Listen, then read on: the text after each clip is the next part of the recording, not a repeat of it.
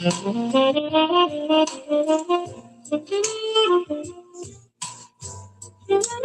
night, good night, everyone. Good night, good night. Welcome once again to Too Single to Be Married with yours truly, Philip Affordile. Why don't just join me and enjoy this soul trailer? Yeah, and while you invite somebody, we'll just take a few minutes to get settled in. Invite somebody, invite your friend, invite your enemy, bring all of them. Let's do this. Let's do this thing. Yeah.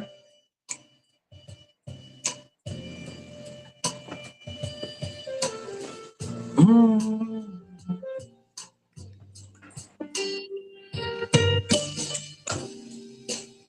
The show is gonna be off. We take off in 5. In the meantime,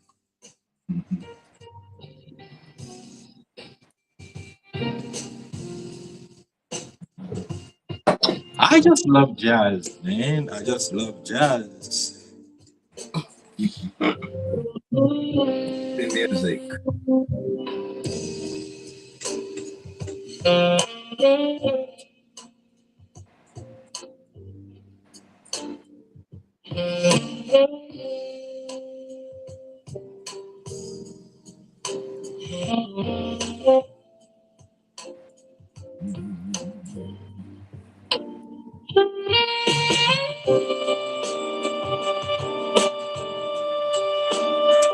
Yeah, come right in, come right in, come right in.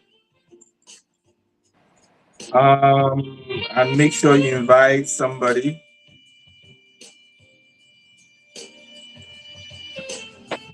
Let's roll tonight. Too single to be married.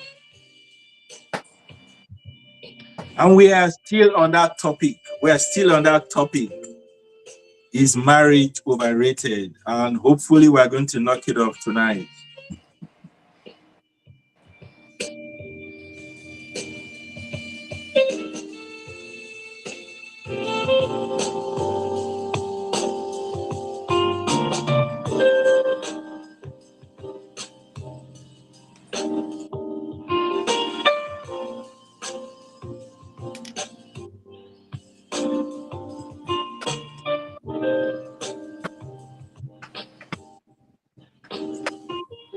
Welcome to our viewers. Just before, I still don't see I see we have somebody on the line. Can you type? Just as you come in, just say hi, just type hi. I want to make sure I find your comments today. Just say hi. Just say hi. Let me see where that text is going. I don't want the text, I don't want the messages missing out on me. And please let me know. Are you logging? Let me know where you're logging in from. Are you coming in? Are you on YouTube? Are you on Kairos? Or are you on my personal page?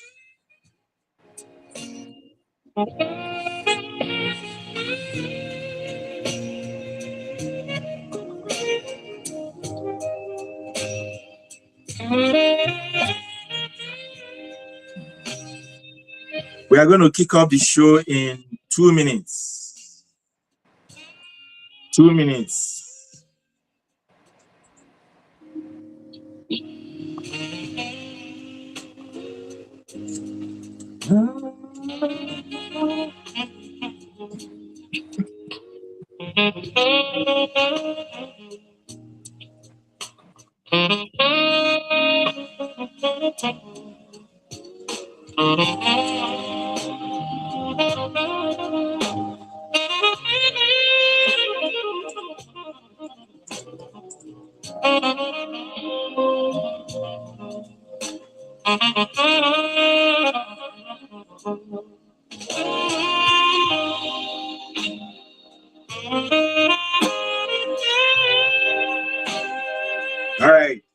think we're just gonna roll.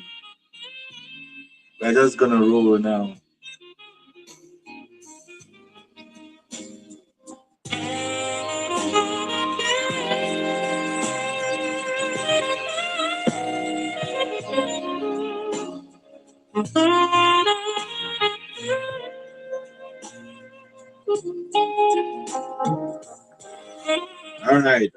All right. So good evening, everybody. I greet you all wherever you are joining from. It's a pleasure to have you here. We don't take it light that you choose to spend your evening with us, and even those who are going to see this video afterwards. I pray and I hope that it blesses you. Above all, we really want you to share with somebody. All right. Good evening, everyone, and welcome to Kairos TV. Tonight we continue our conversation from too single to be married, as we examine the question many people are asking today: is marriage overrated? And I hope that we're going to knock this subject off today. You know, we've been. This is well, we should have knocked it off last week, but we had some bumps on the road, so we kind of aborted the show. But we're back today, and today, no devil from hell or from earth is going to disrupt the program today. Yes, we are running right to the finish line. Amen. Yes. So, yeah, tonight, I'm being joined by your favorite guests. Well, one of them is my favorite. The other one not so favorite. So my favorite guest and for the viewers, your favorite guest. You know, these are a couple. This is a couple who have lived it. You know, they have gone through the ropes, the rigors, of the ups and downs, the highs and lows, but they are still standing. You know, they are still standing, and it doesn't look like they are going nowhere. They're not going nowhere. These guys are on life sentence, together. And so it's not just the idea. They just don't have the idea, but they have the lived experience of this. And honestly, they make marriage look good. They make it look good. Yeah, I'm sure gonna be like them when I grow. I don't know when that is gonna be. But so, viewers, help me again welcome Mr. and Mrs. Juliet and David Grant back to the platform. Welcome, sir.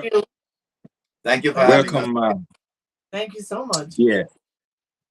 So, today, even before we jump into this thing, I know that you guys have an organization. And every day I come on this program, I forget. Please, today I refuse to forget. Amen. So tell us a little about your organization. Okay, first of all, thanks again for having us another week. And we give God glory that we would have surmounted the issues we had last week. And we're doing great this week. We are the founders of Ologia Global. And first of all, let me tell you, the word Ologia actually means divine wisdom or divine guidance. We specialize at this season or in this season on premarital counseling and relationship coaching. But primarily at our heart, at our core, we're about leadership and personal development. We actually started with a different name some years ago, which was Jethro Coaching and Consultancy Services. When I, Yeah, when I I remember you and Jethro from school. right, right, right. Funny enough, when I was asked why I was coming to the seminary, that question I normally ask you, I said to them, because I believe God wants me to be a church consultant. But as we go Yeah. along, we find the Lord, narrowing down the niche as to what He specifically wants us to concentrate on. And ODGA Global is not just about Juliet and I, it's really a family business. Our children are involved, or should I say our offspring, because they ain't children anymore. They're no longer children. They're old folks. Yeah. So we have hosted a youth leadership training camp, which is under the banner of Camp Tasso. A number of young persons have been asking us to bring it back, and we're really contemplating doing that later this year or very early next year. But that's who we are. That's what we do. One of the reasons for ODG being established was that Juliet and I, when we were getting married, we did not get proper premarital counseling. So we know the aches and the pains of going through a marriage or being in a marriage, especially the earlier stages of the marriage, not understanding it is the mind of God and the heart of God for marriage. We went through some rough times, really rough times, but we want to say to God be the glory. He has helped us, and now we are looking at helping others. So we also, before I go any further, I think I'm doing all the talking. No, you go ahead. But you can link us on our website. We do have a website, and that is odigiaglobal.org. That's ODIGIAGLOBAL.org. On there, you can see all our information, our newsletters. We have books there, so you can go on and feast. If you want to make an appointment to meet us. Sorry, give me the name again. ODIGIA. ODIGI. Yeah, ODIGIA. Okay. And is a website? Yeah, global, odigiaglobal.org. Global.org. O-R-G. That's right. Proud of you. All right.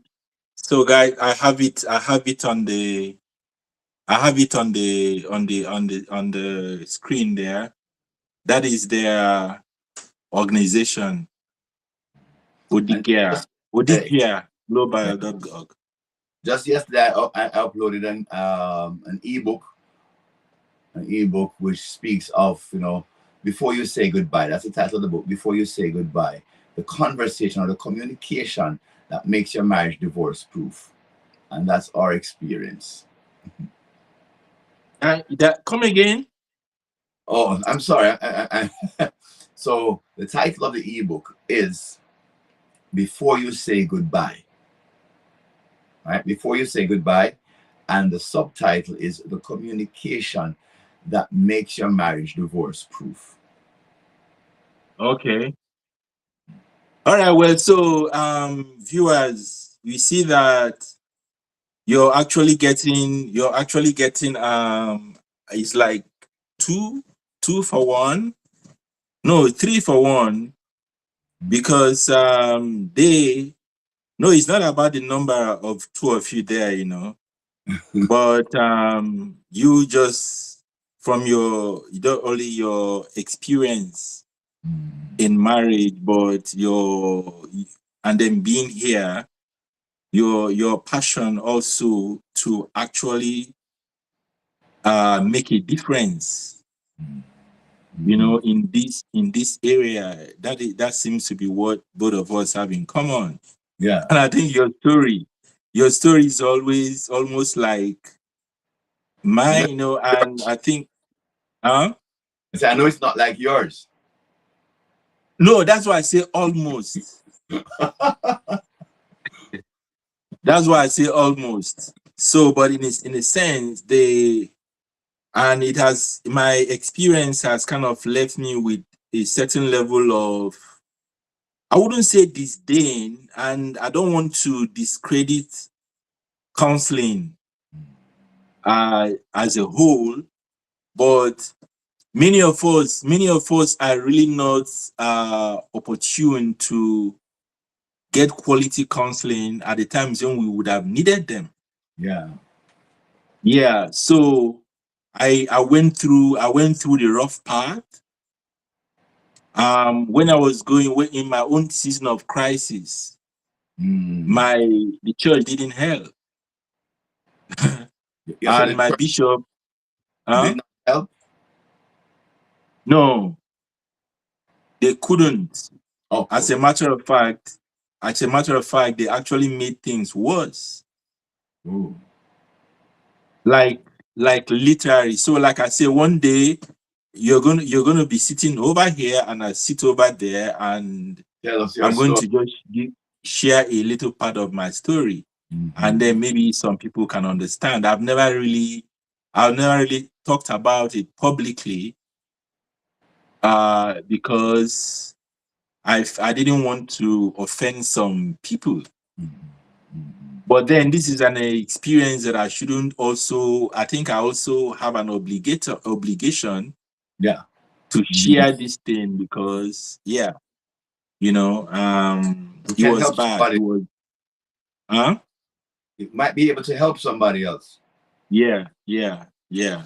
So, um, I believe that I believe that um, when you find, yeah, those quality counseling is rare. Mm. So I don't just recommend counseling. Yeah. You know, what I recommend is what I recommend is the quality of the counseling. But you guys are good, right? You're not Thank going to charge me when I come for counseling, right? You're going to you. charge No, no, you. no. We won't charge you. The organization will. Okay. All right. I will send the organization for the counseling.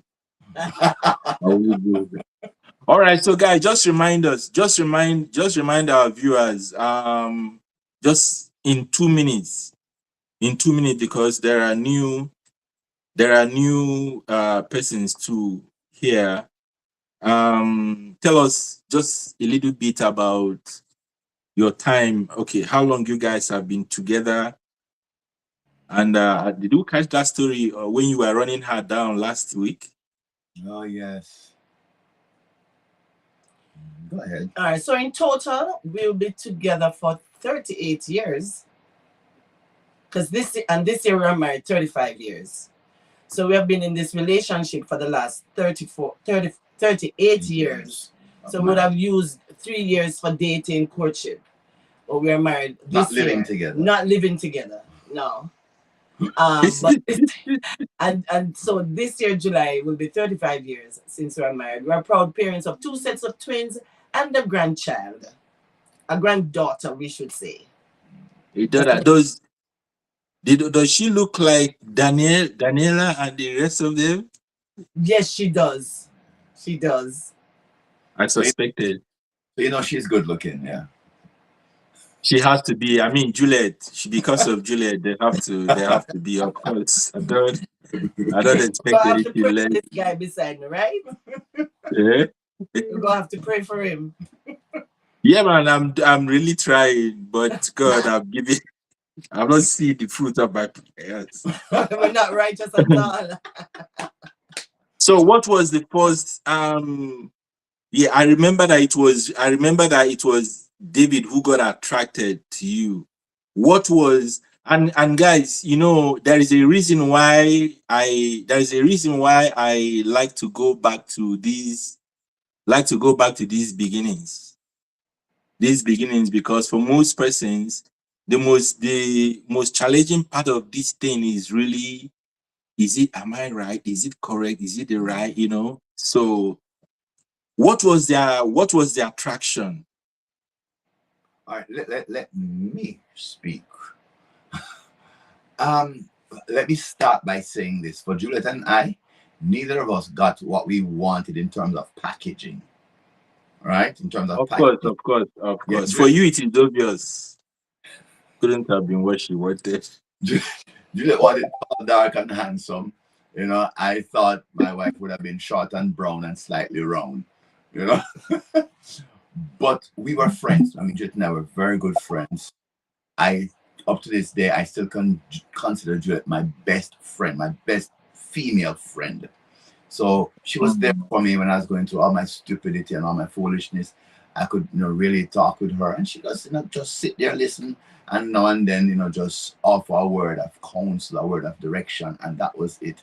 But as I spent more time with her, I recognized here's somebody that I really think I could spend the rest of my life with. Yes, I see that hand. The altar is open. Come to Jesus. No, so when you say spend more time with her, do you mean like sleeping together, or No, what do you mean? all right. So first of all, we never did that. So it would be more time of that. So So that's why I want to. So that's why, because you are on a very public, general going platform by with people from different backgrounds. home, So I want you to qualify, please. just going by her home, spending time listening, talking with her, sharing those kind of moments together. So it wasn't anything sexual, or I would dare say even Okay. sensual as such. We're just friends. Yeah, we're Okay. just good Okay. friends, spending time together, talking about the life generally and about the things of the Lord. I don't know what is happening. We are frozen on this side. But I'm hearing you. I'm hearing you clearly. But I'm still going to be talking until I can hear something, or you text me, Yes, sir. I'm hearing you. I'm hearing you. So So go on. saw her, liked her, like who I saw, like who I was having a friendship with, and wanting to take it more than just friendship, because I was now developing feelings for her. So I expressed to her that, and I told her one Sunday at church I would love for her to spend the time after church that we could talk about something. And then I shared with her my heart, and she shared with me her thought, which was up to this day I never forget it. Oh my God. Funny enough, I don't feel the same way about you, and that was it. That was. And How the did you truth feel is about that that? I didn't. I just saw him as my brother in the Lord, my brethren, and somebody I could just reason with. I don't know what's happening, Ophelia, if you are hearing us or not. I'm hearing you guys. I'm hearing you guys very clearly. I'm hearing you guys. So this is what I said. Last week we were having this. We had these issues, and I said this week we are not. I'm not taking any of it. Are you guys hearing me now? I'm hearing you, but we are stuck. We are still frozen. There's a weird picture of me up. Yeah, but I have you. I have the actual. It's all right. I'm hearing you guys. I'm hearing you guys. You're seeing us in live time, real time. You see my hand moving. Yeah, but I'm hearing you. So continue. Okay. So Tell me something. What was the what was the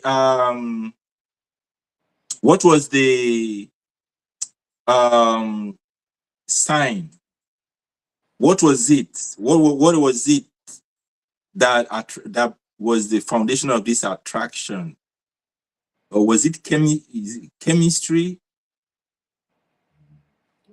For me, it was more, I wouldn't say chemistry as in chemistry, but more spirituality. And that might sound weird to some persons, but it was just simply that I saw someone who loved God. I mean, genuinely loved God. This wasn't a fake Christian type of thing. It was someone who genuinely loved God, and I've always believed that anybody I'm getting married to must love God more than me. So that was one of the things that really attracted me to her. Saw her passion for God. Okay, so and Juliet, you how did you make the transition now from not from brethren to potential husband to husband for 38 years? Okay, so as I said, so we were now at Bible school, and this was like about a year and a half into Bible school. David walked through the church door or the school door, and for the first time, I beheld him. So he was not just walking through the door one more morning, but this moment, it was just a different morning, a different time. Something went, just different in my body, in my spirit. My heart started. Epiphany. Huh? It's epiphany.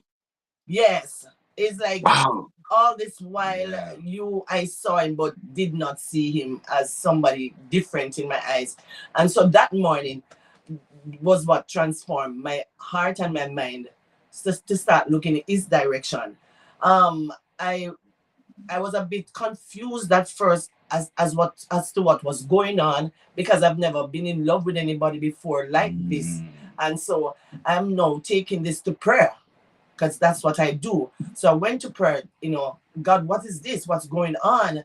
You need to help me to understand. When I went to school the Monday of the Monday after the weekend,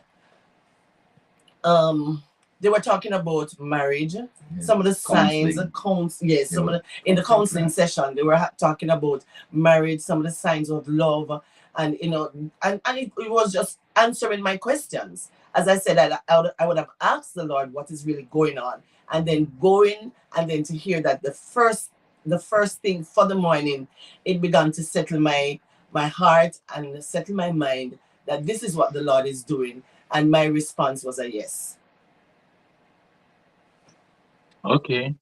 So David, at the time you were eyeing her, were there other women? Oh yes. Were Oh yes.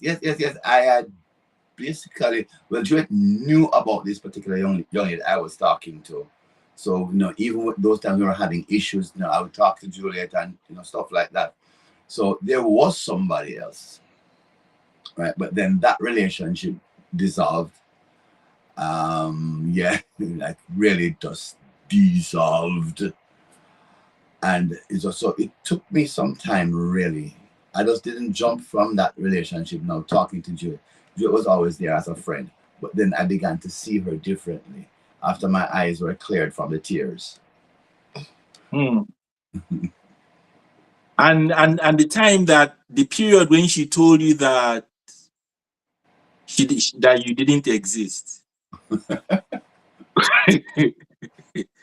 That period, what were you doing? What were you doing in the back in the interim? I still Between saw. that time and the time she got her epiphany, what were you doing? I was actually. I remember the last thing I said to her after she said to me, "Funny enough, I don't feel the same way about you." I remember I said to her, "Well, let us at least pray about this."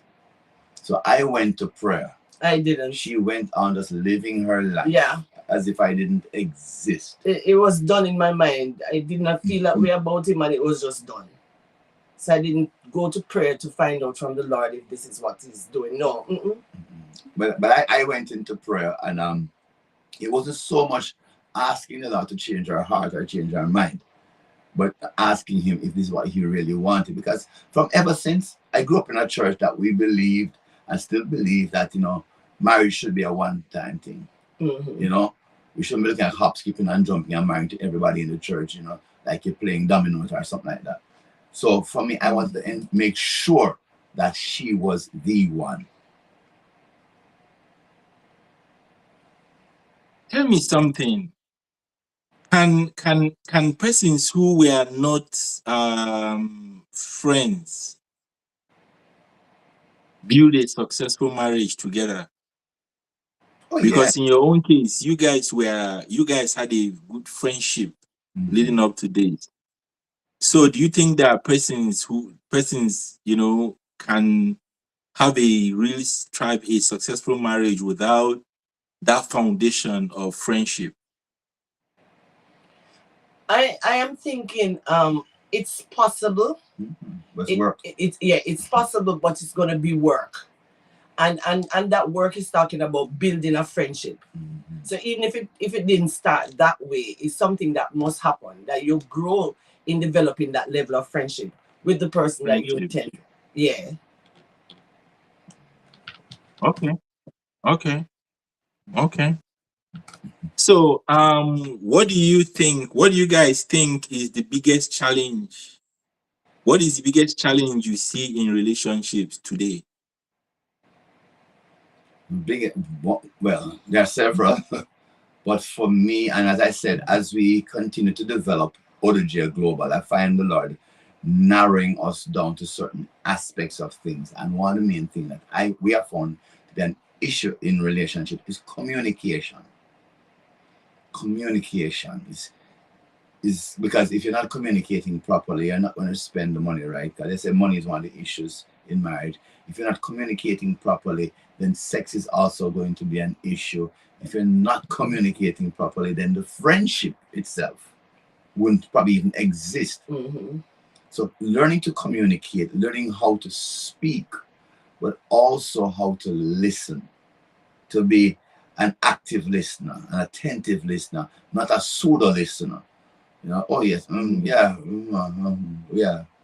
But actually hearing more than what is said, but hearing the emotion, hearing the background, hearing where the thoughts are coming from, and not just the words that express the thoughts. Okay. Okay. So, they tell me something. Marriage today, is it harder today than it was 20, 30 years ago? And if yes, why is it so? I am thinking it's harder today. There's more information that is available. But I really think it is harder today because when you look at the past, more people were settling down and understanding their role in the relationship. Even though they did not have all the information that we now have, there was something that was holding them together. There was this glue that was causing them to be sustained even in the difficult times. And I think we have become the world has become so consumed now with life and what we have to do, and we become tired, weary, and frustrated easily because there is so much that is going on. Years gone by, the man would go out to work, come back home, the wife is home taking care of stuff and the children. And so the confusion and the confusion was not as bad as it is today. And so that's my belief, that they worked out stuff in years gone by comparing to now, even though they have more information. Okay. And David, you agree with that? As about, I guess you're reading my mind, right? Because I see somewhat different, and that's fine, right? That's part of being individuals. But I see it somewhat different. I don't think I'm not even sure whether it's harder or not. I agree with her that we have way more information. And a trend I am now seeing, and we're seeing in our counseling, is that more of our young people are willing, our millennials in particular, are more willing to come and go through the process of proper premarital counseling before getting married. Back in earlier times, they would have gotten married, and just the mere fact of keeping a covenant, it would cause them to be staying together. Mm-hmm. And because they had children, those are some of the things that was taught to the earlier generation. You're married to the man, you have to stay with the man. You have that, you have to do this and you have to do that. So it was more, I think, more societal pressure. They were conforming to societal norms. Yes. To say, all right, this is what a marriage ought to be. But as I'm seeing happening now is that the younger generation is actually wanting to get married with their eyes wide open. But it's still strange that they divorce quicker. So as I said, So go ahead. so they are getting the counseling Yeah, they are getting divorced quicker. Yeah, my thing is this though. I would say go back again to proper counseling. We started out with that earlier in the program, right? The proper counseling. Because when I was learning premarital counseling, the lecturer actually said that there's two types of counseling. There's the prophetic and there's the priestly. One that basically just encourages you to get married. But then the other one, it actually, let me use the term, it digs you up. It gets into the crux of who you are and to see whether you are ready for this or not. So, like persons come to us for premarital counseling, one of the first thing I tell them right off the bat, or we tell them, is that we are not here to encourage you to get married. And they look at us like, I said, no, our job here is That's to, not the goal. huh? No, I said that shouldn't be your goal. Right. So we're saying to them, at the end of the counseling, if you decide to still get married, right, then you're getting married with your two eyes wide open. If you are leaving each other, at least you know definitively why you're not staying with this person. Mm. So we would do going to their history, their family background and stuff like that. I remember a friend of mine shared something and it stuck with me. He said when he went to his wife's mother, she was then his fiance, to talk to her about getting married, asking for her daughter's hand. He asked the mother if anyone in the family has ever become insane. Is there anybody in the family who's ever mad? Yeah. Some people might say, "Oh man, that's so crazy, that's so sick." No, you want to know if 5 years down the road or 10 years down the road, you're going to be with a mad woman or a madman. madman. Mm. I share this quickly. One of the things I asked Juliet, right, in our courting time, I said to her, how would you manage or how would you feel if we had to live with my mother? Whether it is that we had to go and live where she is or she comes to live with us, how would you feel? And Juliet told me how she felt about it, right? And guess what, Philip? Guess what, guys? It actually happened. 6-7 years into the marriage. It actually happened. So here I am now, Philip, living in a house with two women who love me. So how did she feel about it? Now, you can tell us the whole. Let's hear the whole story now. How did she feel about when you asked her? I shared with him that I wouldn't have a problem. I wouldn't have a Okay. problem, being in the same space with his mother.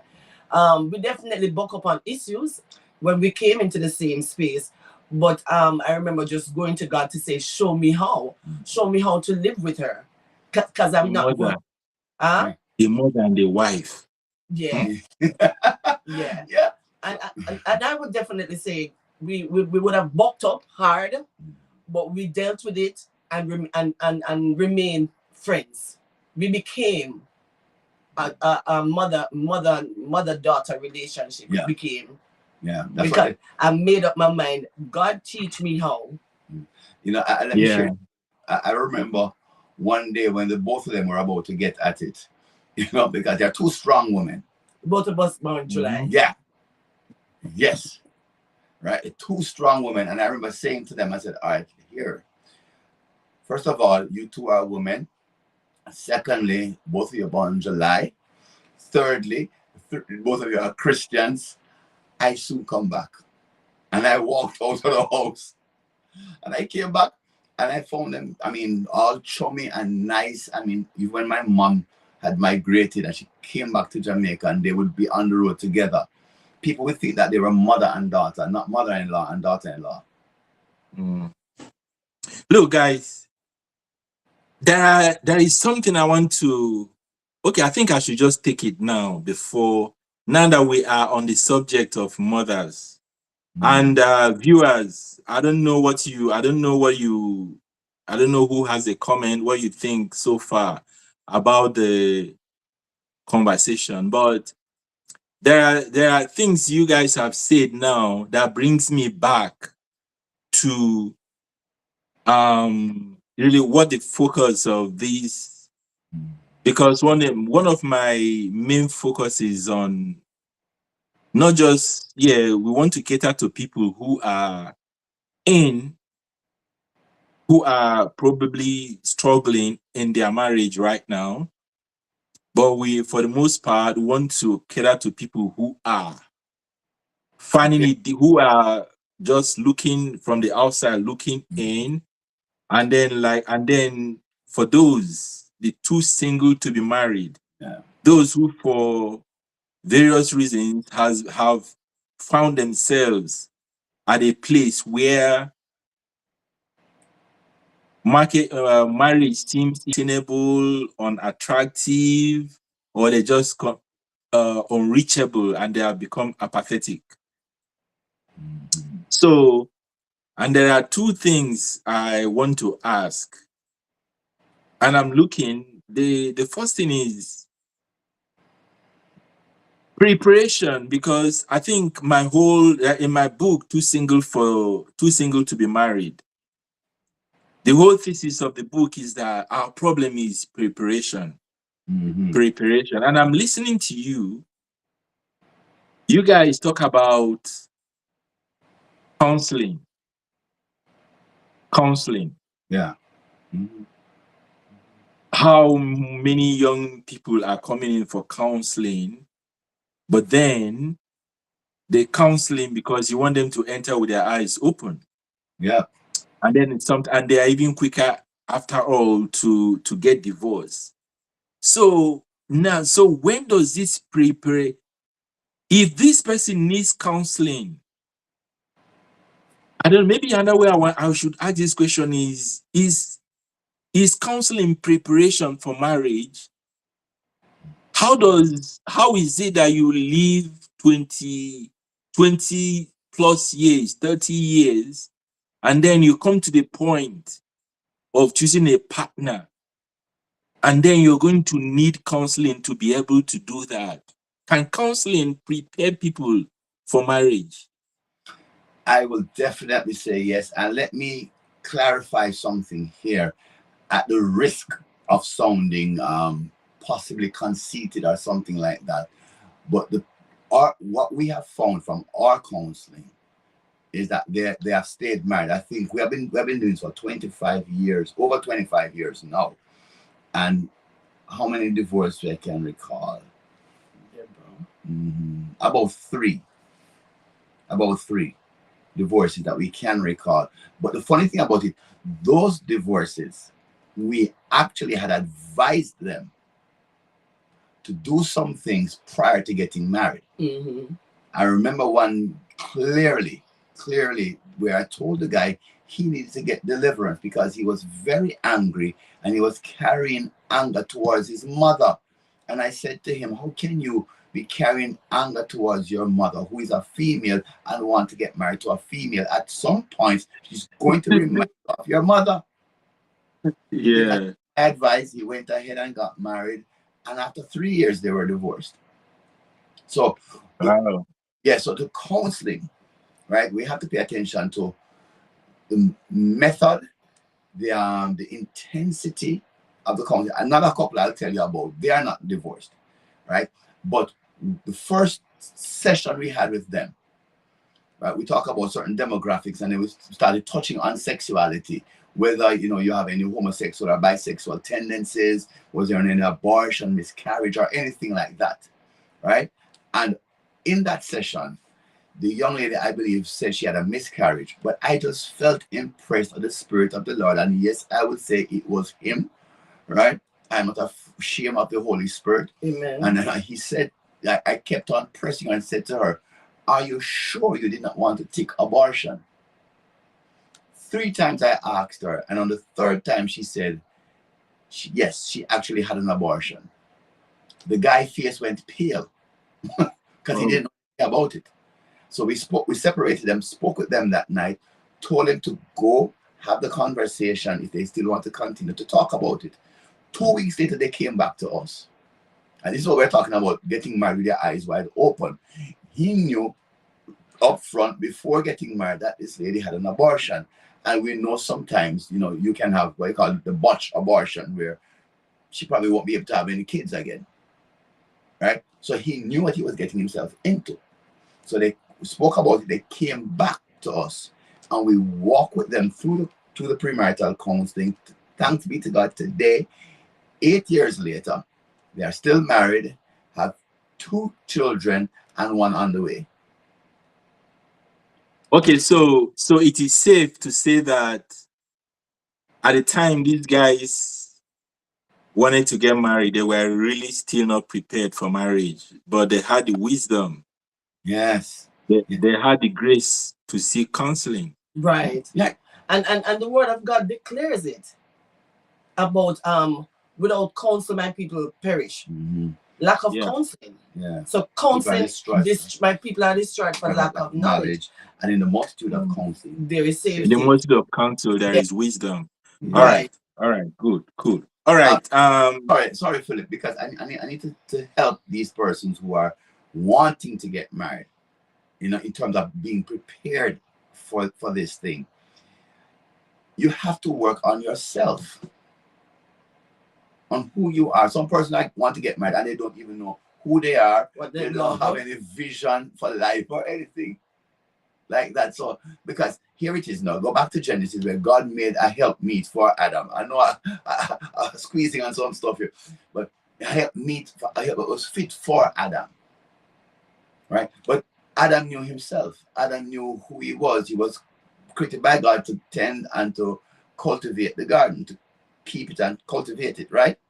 So when Eve came along, she came along knowing that she did help me, quote unquote, for the purpose of this discussion here, to a farmer.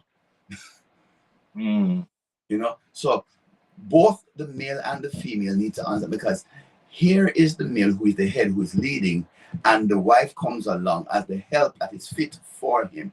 Now, can you imagine? She doesn't know the person or the kind of character or whatever she needs to get married to, in terms of who she needs to be supporting, giving help to, as the Genesis, the easier woman. So we need to know ourselves before. And another thing too, in our sessions, sorry, my turn to talk, Willie. In our sessions too, what we find too, Philip, is that there are times you have 1 minute. 1 minute. That long? Okay. Yeah. So what we find happen too, that sometimes we have to recommend that these persons get individual counseling. Yeah. And sometimes deliverance. It has to be it. That's the way it should work, though, because there are certain things that will come out. In fact, there are certain things that they will be able to. They want to free enough to divulge separately, and then you find out even the spouse, the other person should know. Then you take time to encourage them to bring it, to throw it open. Right. All right. So last day, before I forget, there was something you said the other. I don't know if it was the last session or so, that I really don't agree with. Oh, is it that I don't agree with it? But when you ask people, and I think I have asked that question myself one time, and I like when you say that this couple, you ask them, you say if your mother and your wife are drowning. And that is one wicked question. and then so what I decide, when you told the guy that he's not ready because he said he will go for his mother, I disagree with that. That's great. So that's why I disagree. The question I will ask is, what is my mother and my wife doing in the boat? You're taking them out on a boat ride. And you see, the thing is, honestly, trust me. Yeah. I don't think that is a yardstick to judge if somebody is ready for marriage or not. There is honestly, I believe that is a natural human instinct.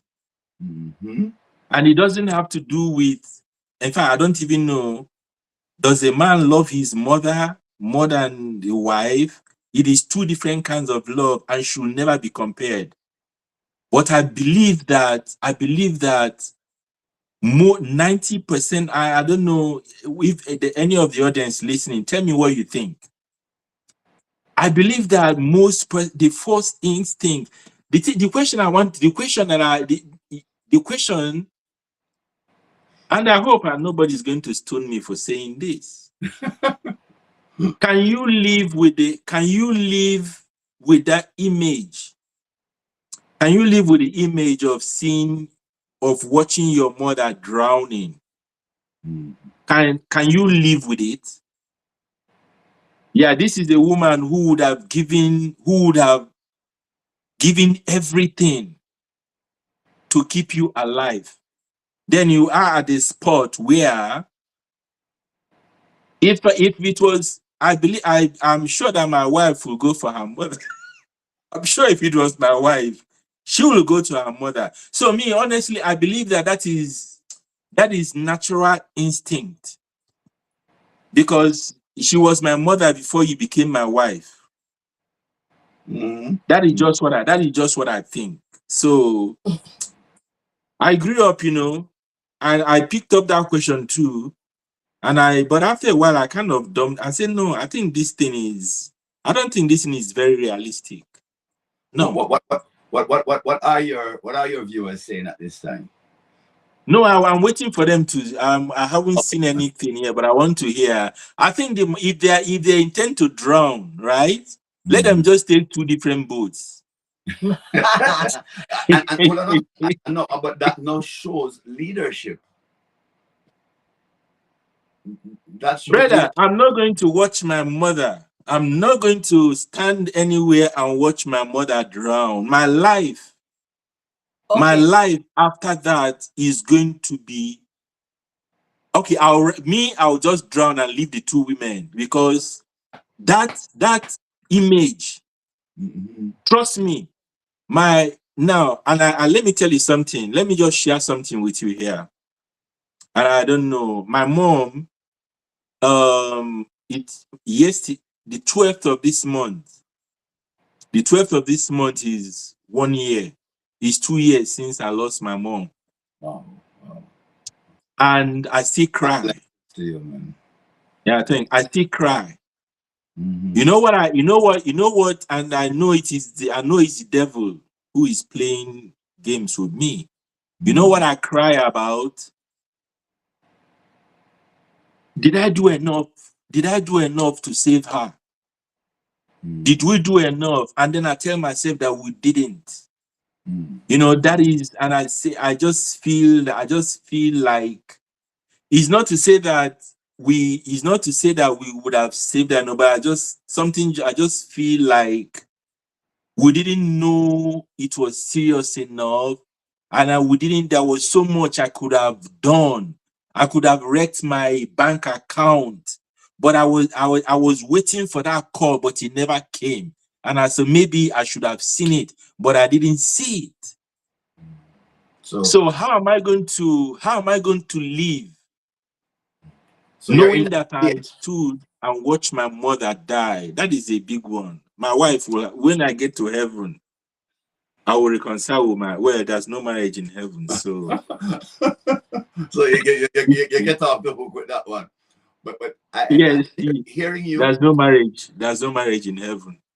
But hearing you, I recognize that you are still in the grief. You're still grieving, and that's quite understandable. You're at that phase of grieving still, where you talk about the bargaining phase. Right? I remember when my mom died. My mom died 2023, 2022. So it's kind of still fresh for me too. I mean, every now and again, yeah. No, isn't that the same? Oh, so it's 2024 for me. Okay. So condolences too there. Every now and again, I would want to call her or send her a text or something, and I realized, she's not here. But on the point, and I would love to hear what the audience have to say as soon as they can make their comments. But for me, and this is for me now, okay? This is not chapter and verse, right? The Bible speaks about getting married. When you get married, it's a covenant relationship that you're in, right? And God honors the covenant relationship. And in that covenant relationship, we also spoke about until death do us part and all of that. And I guess for some of us, we'll be, we When would, she drowned, death do your part now. huh? When she drowned, then death has done your part. So that's what I'm about to say. Some persons wouldn't have any issue with The wife the wife drowning because, hey, I can always get another one. And that's the mentality that many of us enter marriage into. If this doesn't work, I can always find somebody else.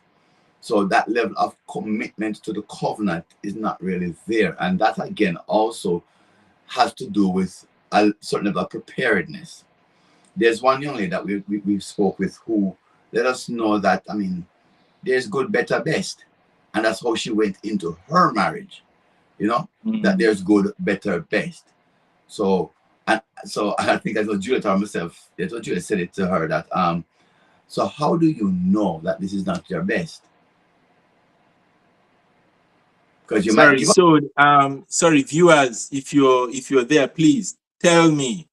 We're asking now the question: if your mother and your your mother-in-law are drowning, and you have the ability to save only one, who would you save? That's what we're trying to find out here. Yeah, David, go on. I forgot what I was saying. At this age and stage, you lose your train of thought quite easily. Okay, it's fine. It's fine because it's fine. So let's just Yeah, move because let me see if we can cover some other things. But I think you were saying basically what you're saying is that what you're saying is it also shows a lack of commitment to covenant.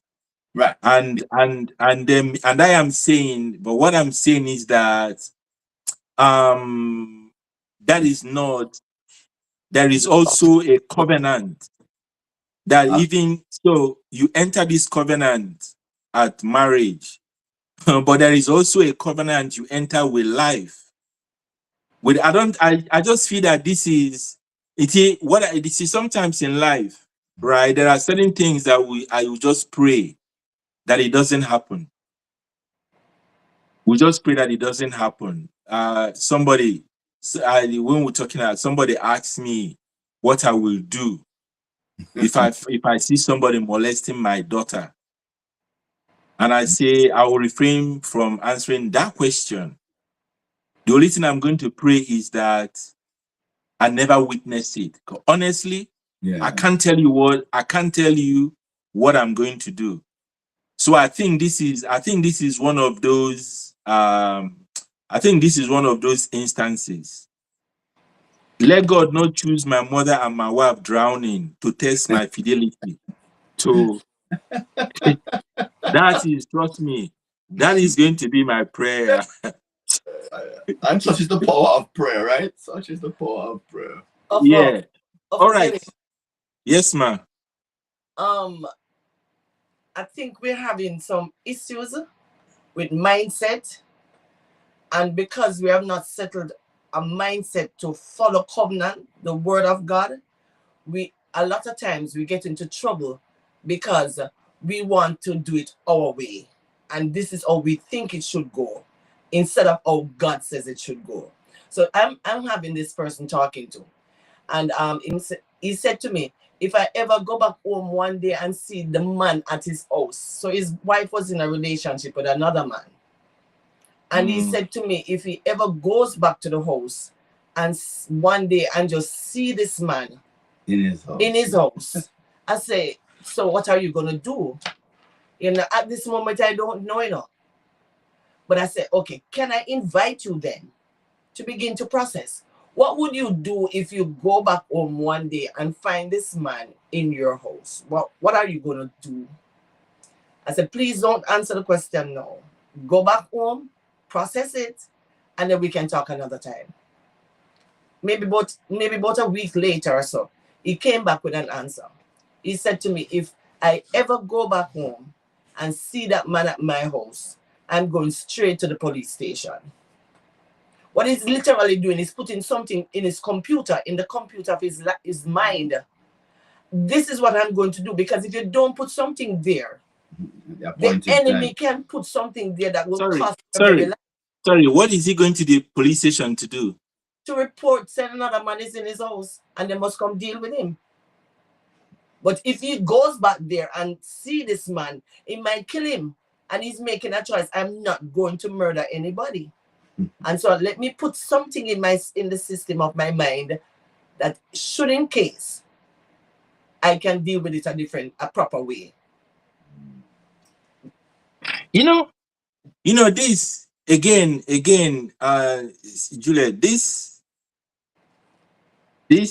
so now we're talking about my wife and my mother drowning. And then I talk about somebody raping my little girl. And when that was really little, not like a 16-year-old. I'm talking about pedophilia. Mm-hmm. All right, these two scenarios to me are different. You see, if I find a man sleeping with my wife in my bed, I already know what to do. That's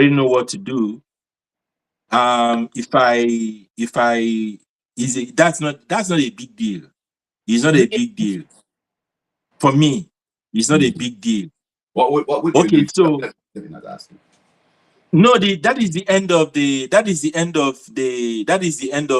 marriage. That's the end of I'm not going to fight anybody. I'm not going to kill some for what? What am I? Nothing. That's not a big deal.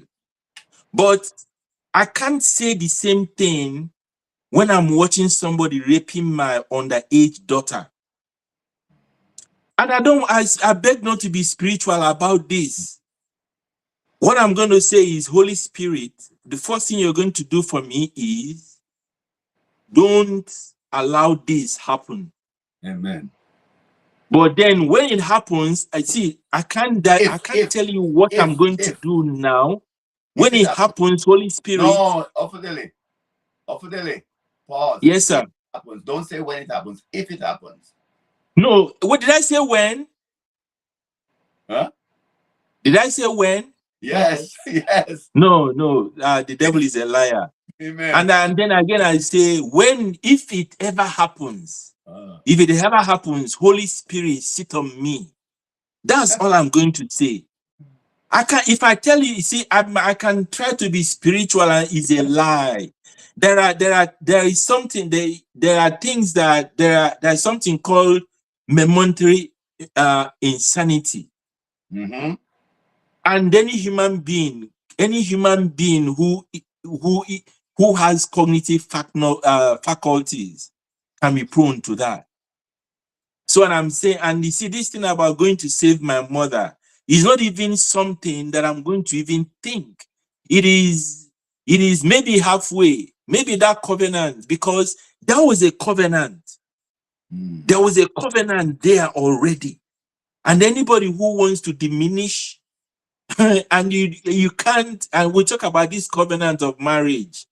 There are we have to be careful too, There is also a covenant that your aged mother and your father, you have a covenant over them too. Mm-hmm. So I am saying, God spare me that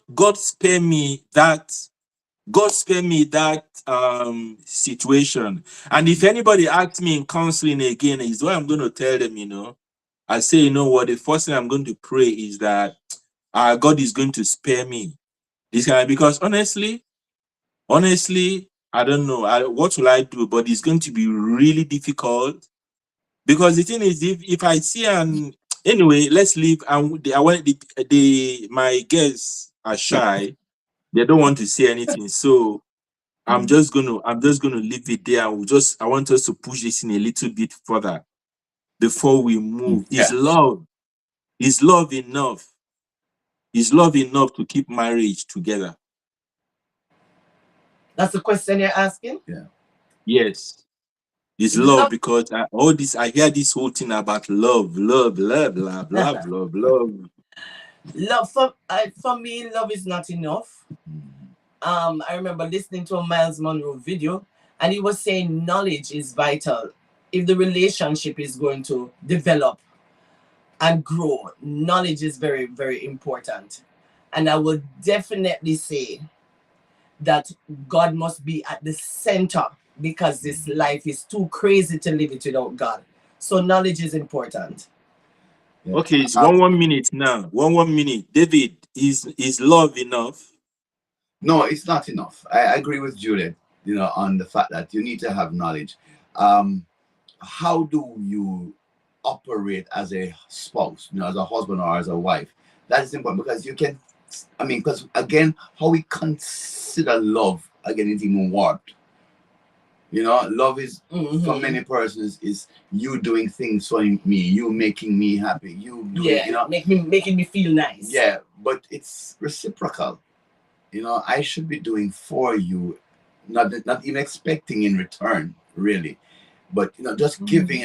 And the scripture, 1 Peter 3, where it says, "Likewise, ye wife, be in subjection to your own husband," and then further down it says, "To the husband must treat the wife as the weaker vessel, that our prayers may not be hindered." You recognize that right there. There is the role of each spouse to carry out within the context of the marriage. Now, if the wife is not submitting to the husband, it's a challenge to lead. And if he's not leading properly, it's a challenge for her to submit. And that goes beyond the feeling of love. Let me put it that way, because too many of us think that love is just a feeling. Yeah, love and the feeling of love, two different things. Different things. I'm sure Jesus Christ didn't feel all that nice with all them stripes on his back, but the love that he has for us carried him all the way. Yes, sir. Okay, so why am I afraid? Why am I afraid to get married? Is that a rhetorical question? No. I'm asking for a friend. Okay. I'm asking for a friend. Yeah. Why am I afraid to get married? Because the thing is that, is it the so I'm one of the I'm one of the people who feel that marriage is overrated. Would it be so? Is it, why am I afraid? I believe people are afraid to be married because there's so much negative marriages around. There's so much difficult marriage that people are looking on and seeing, and they're saying, I don't want to get married, and then go, and then this is what happens. And because we were taught the fairy tale marriage that you ride off in the sunset and live happily ever after, and that is not happening before many of our young people's face. They're deciding, this is overrated, I'm not going to do this. And there's also the matter of commitment as well. Not many persons are willing to commit themselves for the long haul. And many persons, again, going into marriage with the mindset that it's more a contractual agreement. If you don't meet this, then I am out. So it's different reasons why persons will be afraid. It's hard to just be blank. Okay, so you see the this preparation thing now. I wonder, social media. I wonder what the role social media is playing in actually in contributing to this lack of preparedness in marriage. I'll tell you guys one short story. I hope I can tell it in less than 2 minutes. So I just recently launched into the TikTok space. And then I discovered that 3 things I discovered on TikTok. There is a lot of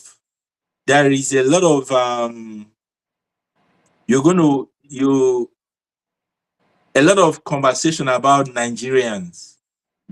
Nigeria and Nigerians. Nigeria is the hottest subject on social media, and it's all around. A lot of people are say, "Oh, Nigerian men are scamming them, romance scam." Or some are saying, "Well, if you haven't had a Nigerian man, girl, you're not living." You have that debate going, and then I now found that the most thriving platforms on TikTok are speed dating sites. Speed dating site. So I actually went on one of them the other night. Yeah, and this young, I just just fully there. And this young lady text me from there. I don't know, it's like she followed she trade my and then she just text me and we began to, then I just told her, upfront, what my that I'm really that what my int that this is I'm not there to find a woman, that this is really what I'm about. This is my book, and that I'm really that, and going on to those sites, I'm really seeing that the problem I try to deal with in my book is real. And then I went through her page too, and I saw that she has some kind of online presence. Now, she is 50 years old, 50. And she says she has been single. Well, she's 50 and single. Now, why is she on the dating site? She needs a husband. All right, but now me and this young lady, where we know, okay, it's not the husband, we found, okay, she now saw, oh, I'm an author, she has some books, so we are seeing where we can, and then I say I'm looking for a single woman like that to come on my program. And we said, okay, I want going to get you, it was late that night, so we just stopped talking. I said, okay, tomorrow we are going to talk so that brother. Then this girl, as I come home, then we began to talk. She said, why don't you look for somebody in the US? Because I tell you, no, I lead people from everywhere. Right. Just tell me if she's in England. When we actually set the time, tell me your time if it doesn't work. And then I said, but oh look, it looks like you're developing cold feet. That's fine. If you want to, if you're not up to it, it's fine. But even I'm telling her it's fine, but she's still pushing to tell her. And then she started asking me, why am I should do this, I should do that. I say, but Miss, look, I think we are going to. I say, now you say you're going to sleep. Why don't you just rest? When we have the time, then I'm going to tell you exactly what I want you to do, and you do. So what do you mean I can't ask questions? What do you think? You think I'm a stupid woman? You think I'm those kind of women that you can control? And how did we get here? Yeah. No, that is how you Nigerian men behave. She's a Nigerian, by the way, living in the UK. That is the problem with you. You think you are better than people. She's from Nigeria. She's from the north, and you say you think I'm one. You think I'm one of those stupid Hausa people.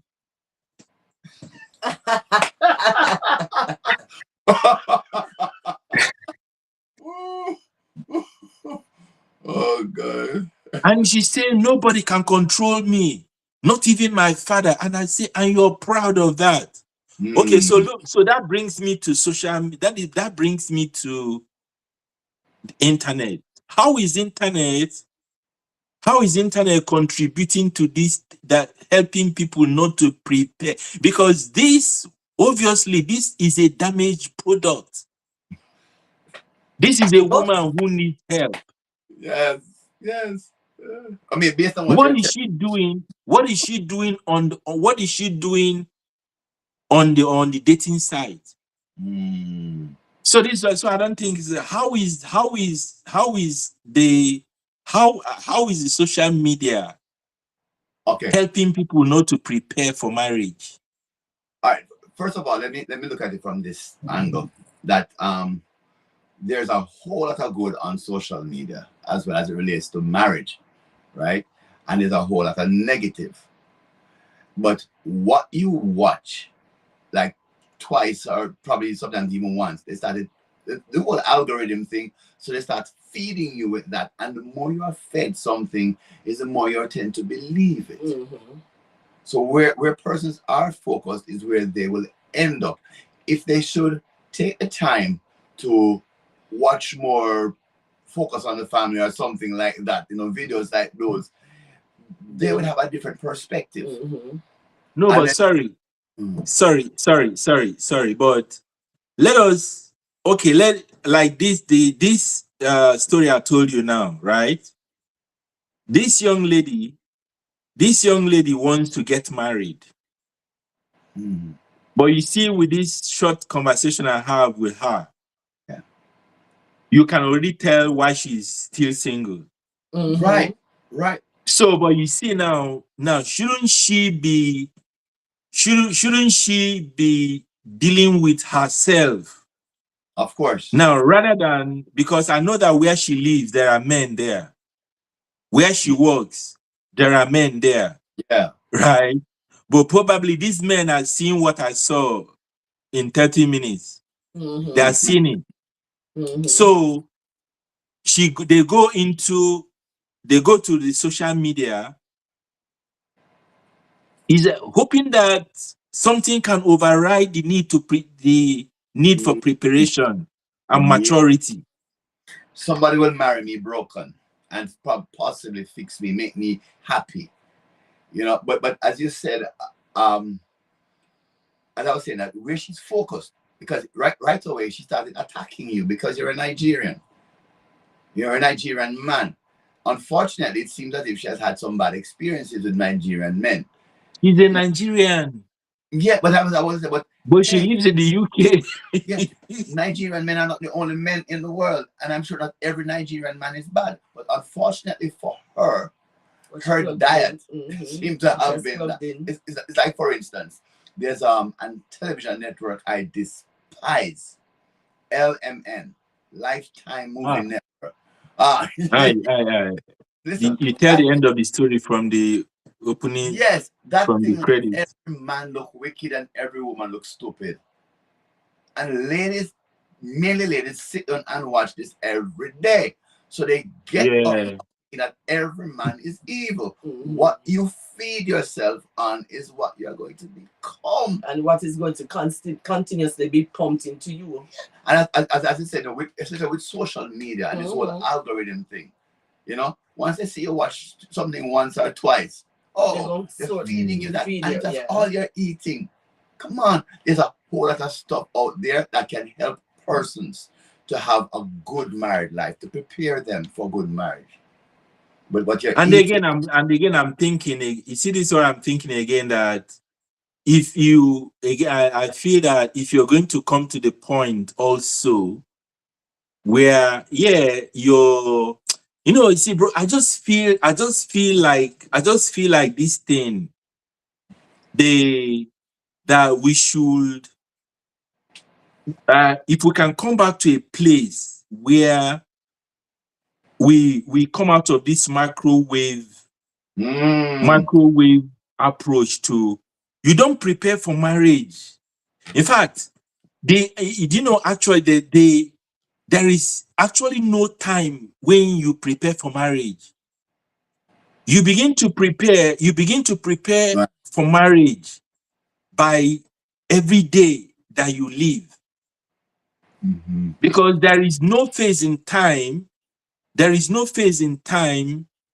that the preparation for marriage begins. Like I say, and this is the case I'm making in my book, that it is a progressive development from your, now see, one, like it built basic on the framework, the theory of Erik Erikson's theory of human development.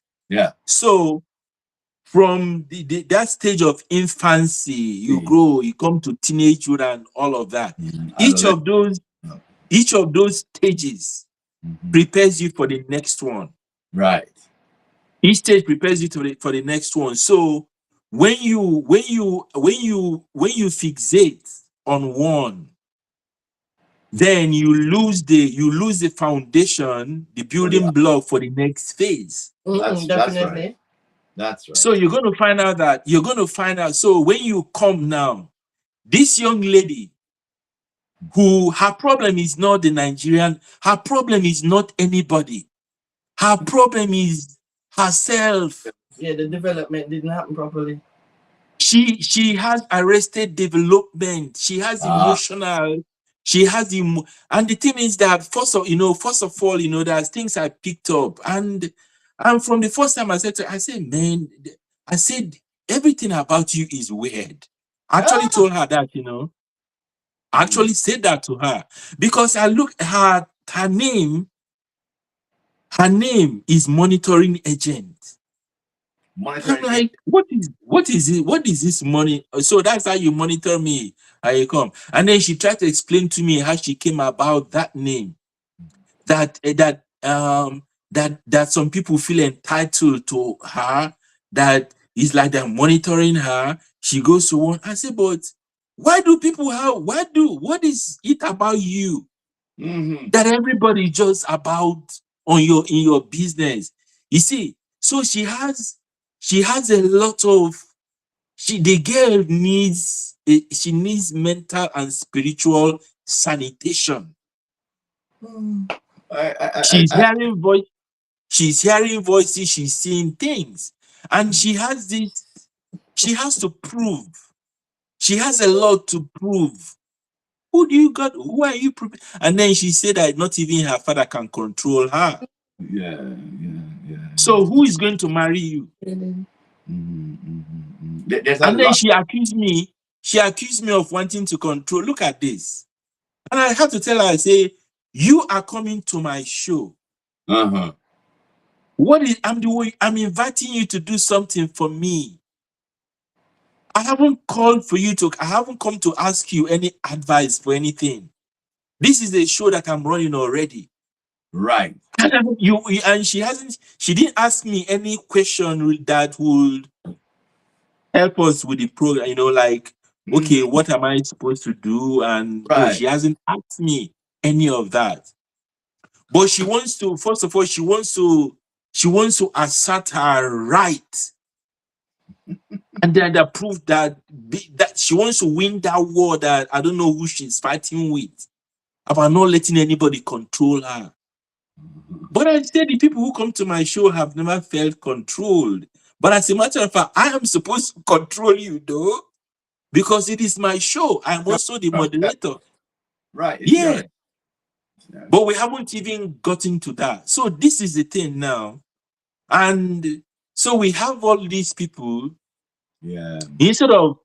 And then you hear one saying that these men this guy from Africa, they are scamming them. How did you go all the way from the US to Africa to go find a husband? What happened to the men in the US? Yeah. All So right. Wherever you are. Yeah. it all just boils down to the fact that they don't want to take time to prepare themselves. Yeah. To deal with themselves. Yeah. So the people who are close to you, don't see a wife in you, and then you want to outsource it. You go and find some guy in Africa who is looking for an opportunity to escape from poverty. Yeah. And you want to buy, they will play the game with you. If you are serious about husband, you won't be going, you will know that there is something that attracts men to women. And that's what this whole program is about. I don't know you who is listening. Your problem is not your ex or the other one.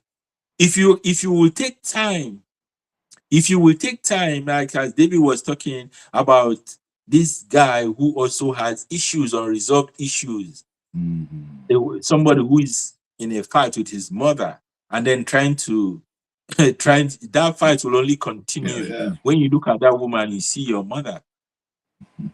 So I think people are not taking time to do the work I to feel build. if Yeah. I may, I think one of the issues that we have too is that we tend to see ourselves as perfect. We will say, "Oh, I know I'm not perfect." But when we listen to persons talk, when you really spend the time to listen, you recognize that we think most of us will really think that we are perfect. Yeah, we are the good And one. somebody else is the issue. You see, one of our viewers is saying that the woman I was talking about, that she has Jezebel. You see Jezebel spirit in her. She needs deliverance, and I don't disagree. No, neither do I. I don't disagree. But the thing now is that so, and these internet, these guys on the internet are making her feel like, okay, as if you stay on this place, we are going to find somebody who is going to overlook all these demonic spirits that you need deliverance in. Yeah, that can work for one night or two. But the Ah, next day, if he don't fling you out, him run away. Run away. I think I got that one right. All right, guys. As always, time is always our enemy. Is always our enemy. Before you go, so guys, do you tell me now? What is something small that couples ignore that later become big issues?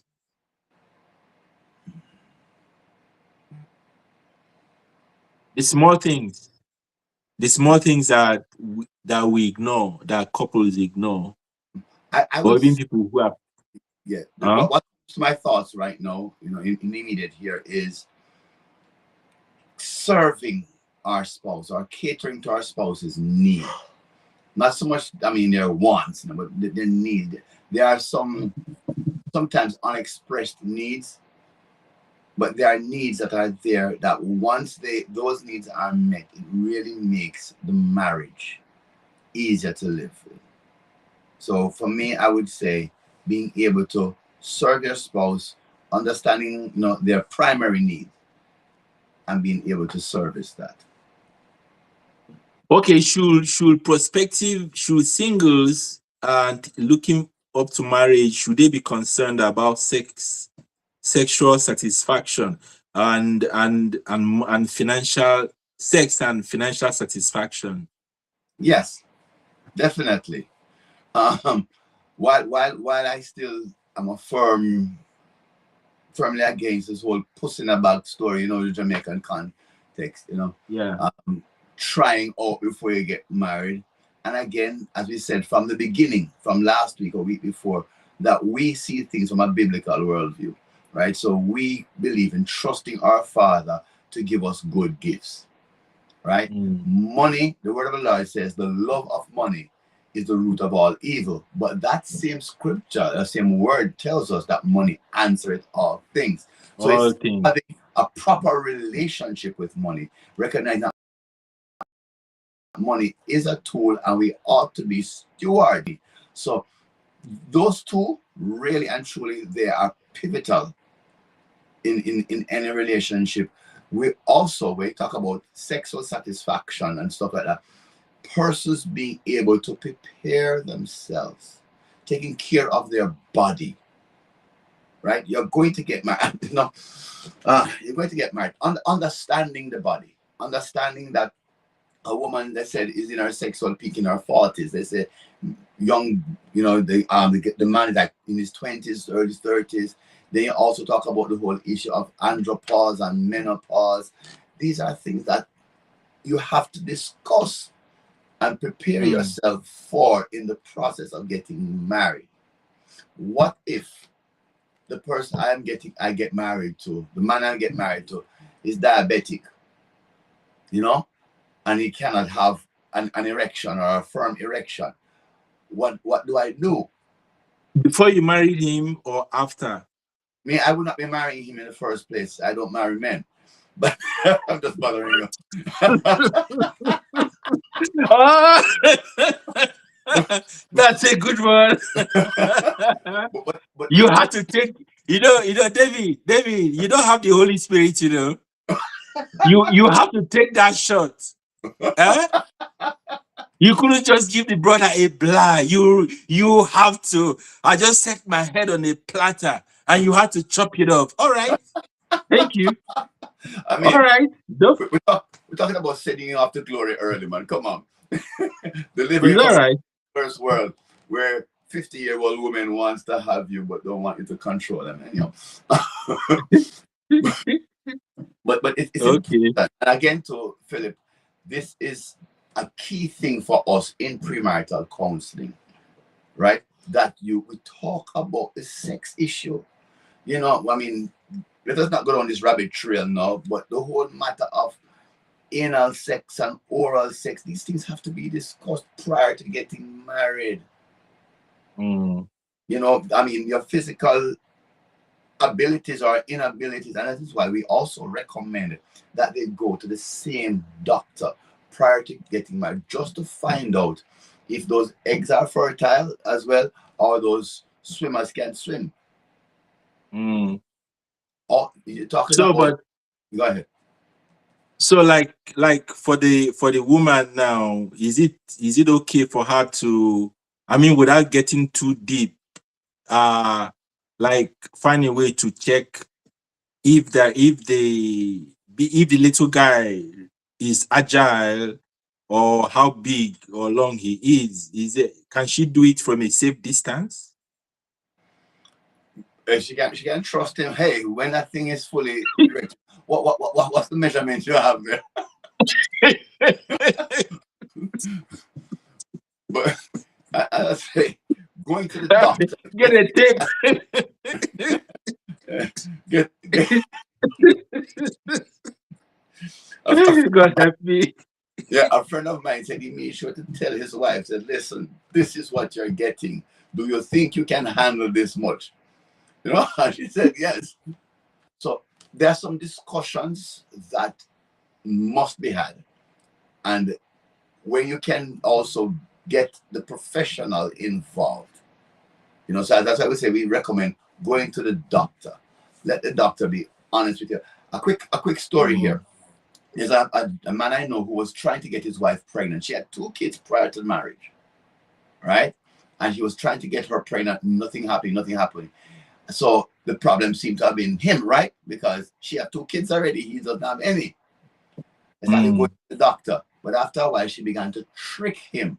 When they should go to the doctor together, she's always unavailable. And when he's unavailable, that's when she's going to the doctor. You know what happened? She had done a tubal ligation. She had tied her tubes before they got married. So here's the guy trying to get her pregnant, and she full well knows that she cannot be pregnant because she tied her tubes. Really? So that's what we keep telling persons. Be honest. Really? Yeah, yes, yeah. And be honest.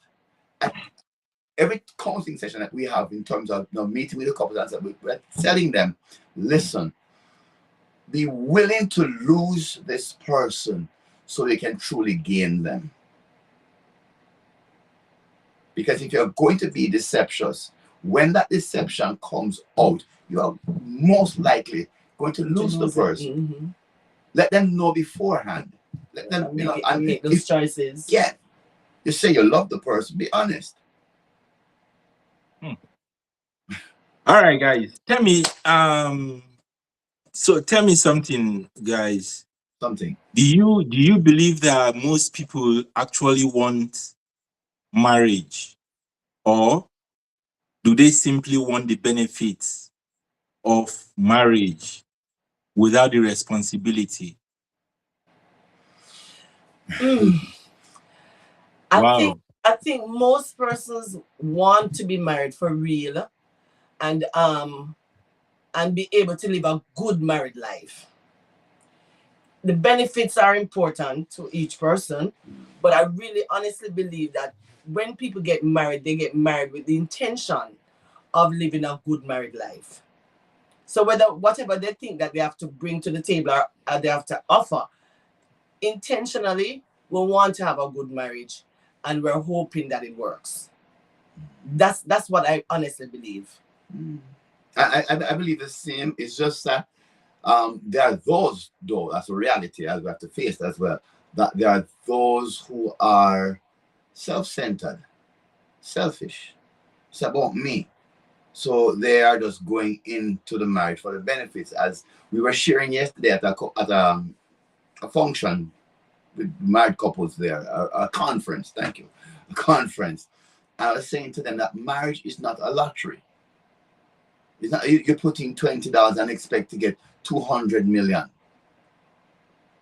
No, put in, that which would cause you to really genuinely get the 200 million. Don't be deceptious. Don't be shortchanging the person and expect to get the world. They're unfair.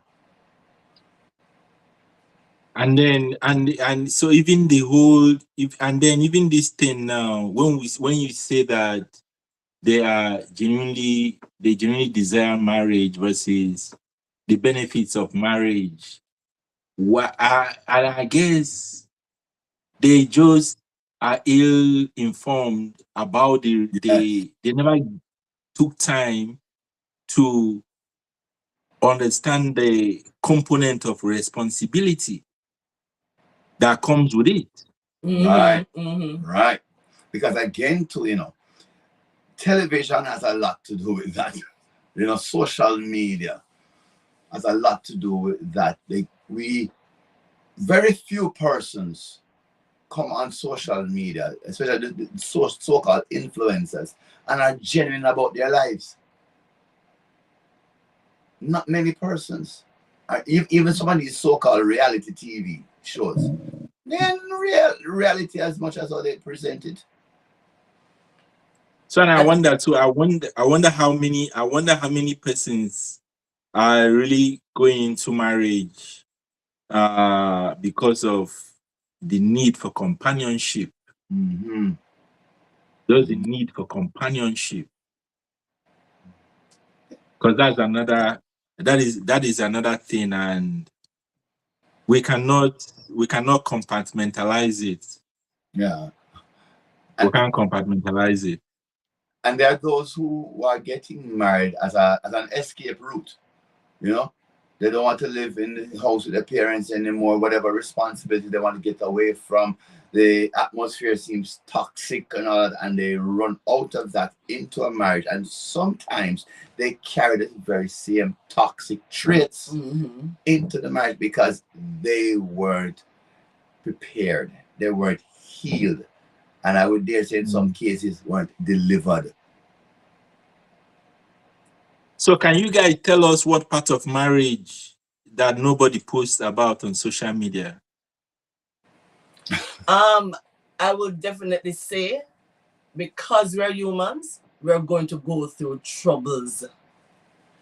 I don't think we have that kind of mindset that there are going to be troubles in every relationship that you come upon. You're going to buck up on the troubles. I don't think so these are negative stuff that could happen in the relationship that nobody really talk about. They make it look like it's always hunky-dory and nice, and we don't show them the aspect of that you might buck up on trouble because you're coming from two different lifestyle, you're coming from different parentage, and you might buck up on trouble. How do we cope when trouble comes, and how do we handle it when trouble comes, and how do we walk through the difficulty and come out on the other side? One of the things I'll say to that, Philip, is the arguments, the arguments and the resolution.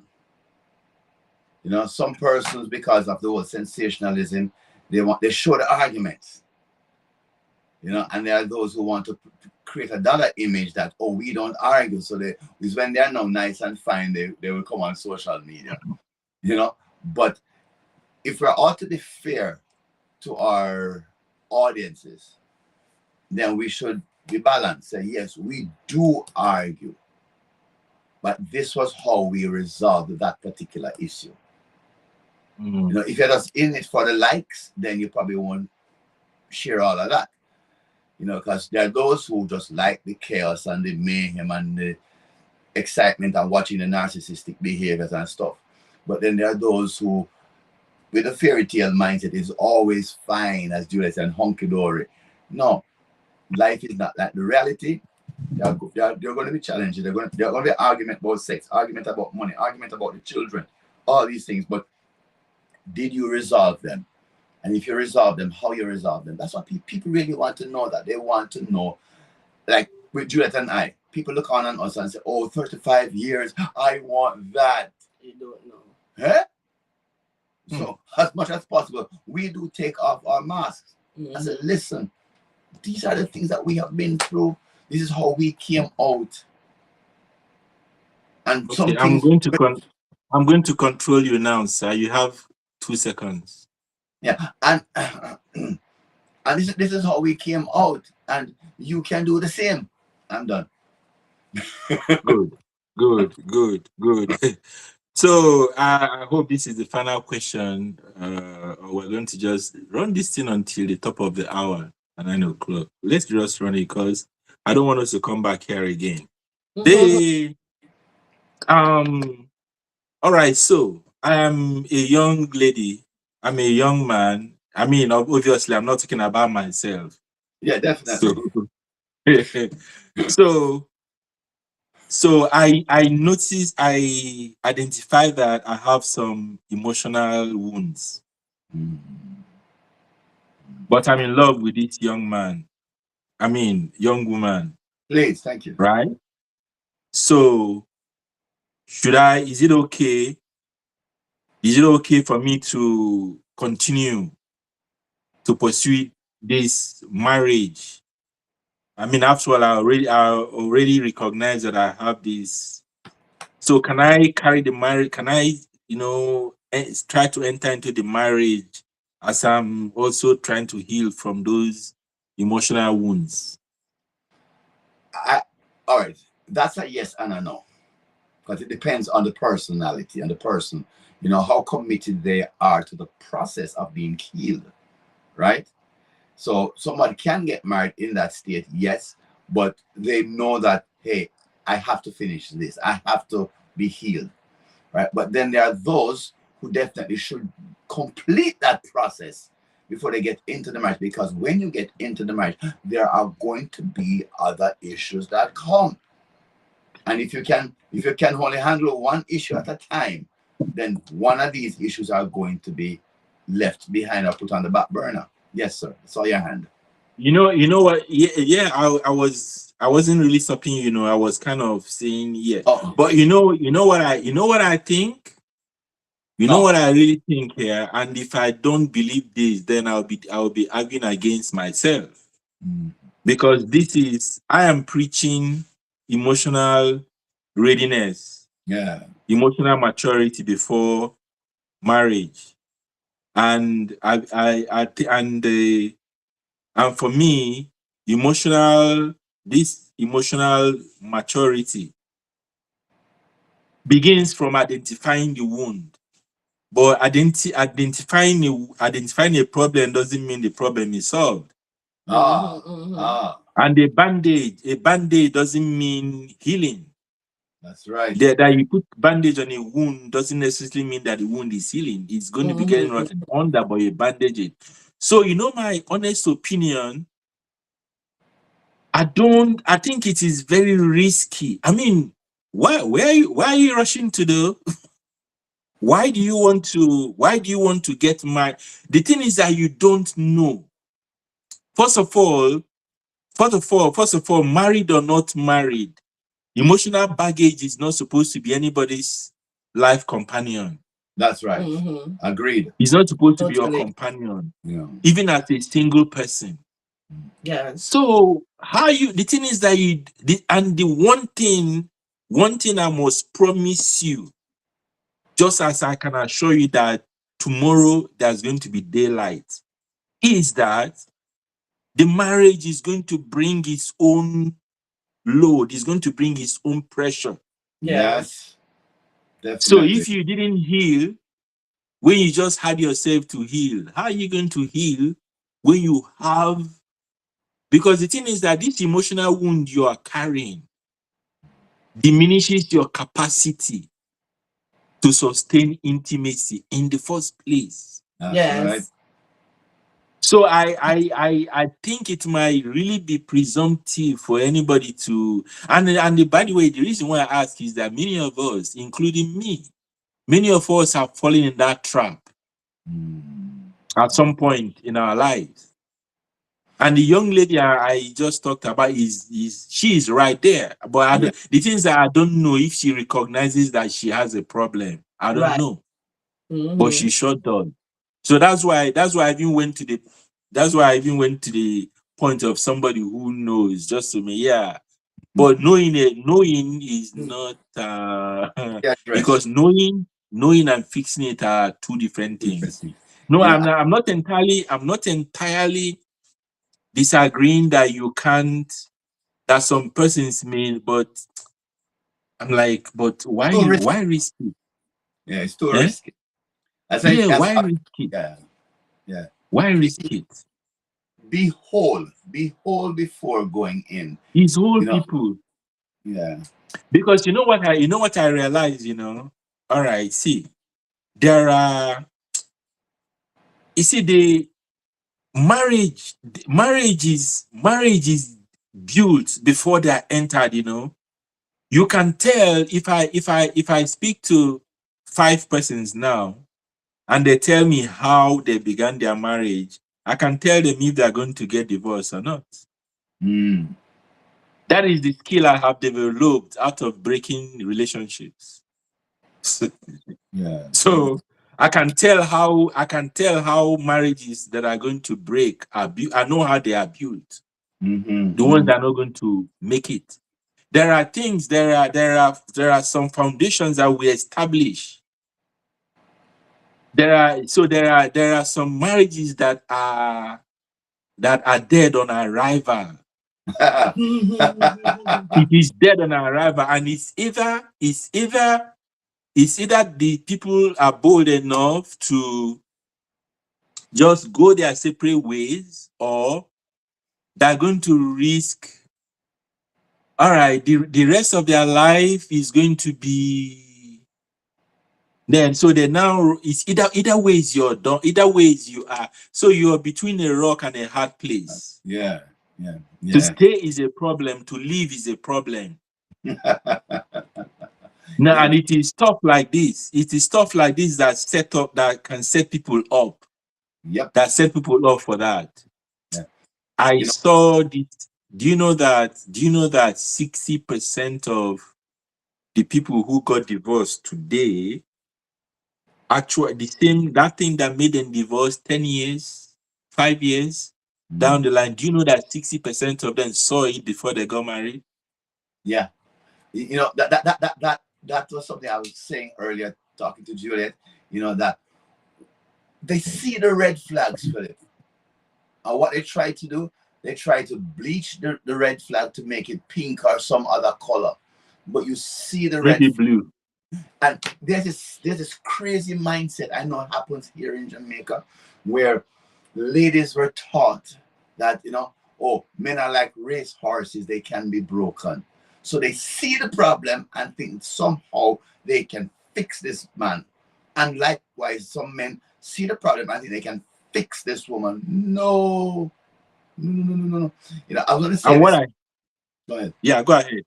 I was going to say this earlier too, that there's a difference between a scab and a scar, right? A scar says that you are healed, but there's a mark there that can serve as a testimony, or a talking point that can help somebody else. But a scab speaks that you're still in the process of being healed.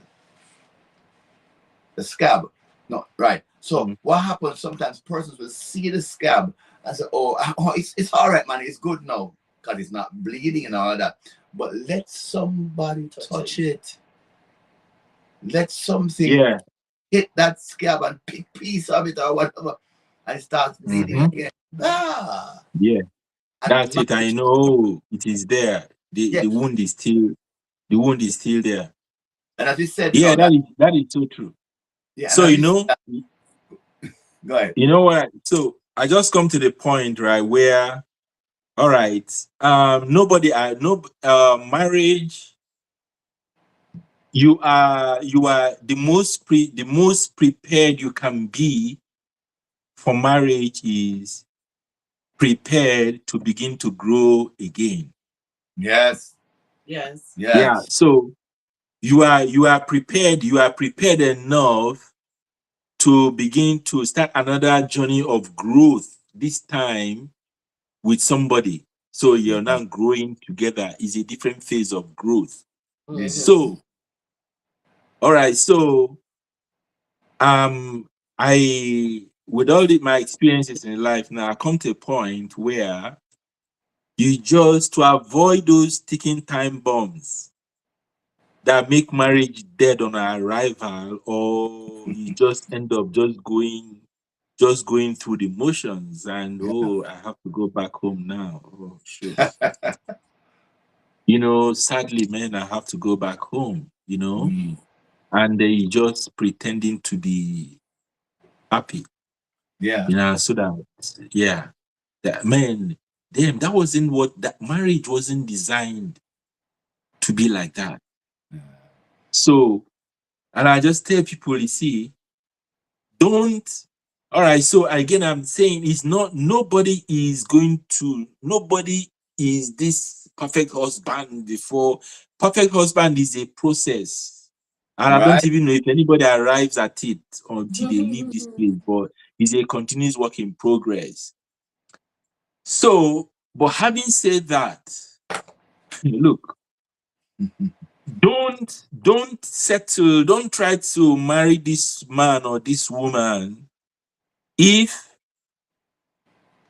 he has to fix this to fit into that guy who you can accept right now. You know, yeah, yeah, I think he's okay, but it's just that his head is too big, but I know something that can shrink his head. So yeah, we can go on. We can go on, and I'm going to get that thing to Yeah. shrink the head. Look, that head is only going to get bigger. Rest of him get shot. Yeah, you see, that is a trap. That is a trap from the enemy. That head will only get bigger. And guess Mm, what? It is 20 years, 10 years down the line, it is still because of that head that you're going to divorce. yeah, yeah, Because that thing, so the only way, so just make sure, please make sure that head is, that you're comfortable with that head the way it is. You Yeah. can wish that it was smaller, that's nothing wrong with it. right, right, You can wish it was smaller, but if it stays like this, I'm happy with it. right. So this is the thing. That's why some people. So we see the red flags, Mm-hmm. but and this is a trap that a lot of Christians are falling into. And this subject we're going to come to it one day about the blood of Jesus and marriage. Just how we ask, is the love enough? I have this question to ask one day: is the blood of Jesus enough to build Mm, marriage? mm, Because we see some of us who see the flag and we say, well, prayer answers all things. yes. So I'm a child of God. We can pray to everything. So I am going to, but the funny people, I'm going to just go into this thing and I'm going to pray. Jeez. Philip, as Jeez. you said that, we have to be conscious that we can pray, but we can't change a person's will. No.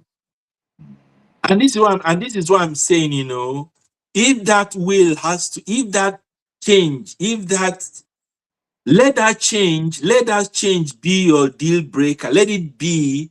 If that change, look, if the person has to change, leave him alone. Go find somebody else. And but What Philip, the heck? let me also say You this. It's important that while the person might not be perfect, right? Because you're not going to find a perfect husband and a perfect wife, or a perfect person to get married to. But this person must be willing on their own to change. They must be the kind of person who believes that, you know, I'm growing and I need to grow and change. But if this person is going to be static and dogmatic that this is how I am and leave them alone. know, I you know the thing, you know, the clarification is very important because so like that's why I began on with the premises that that the growth is continuous, right? Yeah. Yes. Okay. But there are certain things I believe that for every human being, there are certain things, there are certain red flags that just that are sea or that are sea at the Red Sea. And that Red Sea is not being, I don't think nobody's parting the Red Sea anymore. So there are things that you know. Yes. There are things that you know that you Our can't that's right off the bat. that you that you can't put up with. So I am saying don't don't enter into the marriage believing that that thing will change because Mm. chances are, see, if that thing didn't change before, I don't marry somebody before you marry them. Ah. Yeah, don't marry somebody before you marry them. That is why you have courtship, that Mm. period. So there are things, yeah, there are, yeah, there, it is the marriage itself is another season of growth. But there are certain things that there are some building blocks you need to embark on that growth, that phase. Yeah. So you think that this thing is essential for me, but this person doesn't have it. But you're going to just marry the person. Mhm. And this is what so the time you're going to spend praying for that person to develop something that they should have come in with. You're dwarfing your growth now because the Mm. time you're supposed to be using to Mm. build on, Yes. right? Yes. You're fixing no. And like I tell you, these are things that, and then down the line, it is the same thing that breaks those relationships. So if the person has to change something about them, let them change it. Mm-hmm. And that's what let them change it and have good time. Spend some good time with them after they change it before they get married because some of we can package, you know. Oh yes. Oh yes. And it's important to Philip that they are not changing just to please you or changing just to get you, but That changing is to what I'm a saying. better person. That is what I'm saying. Yeah, man.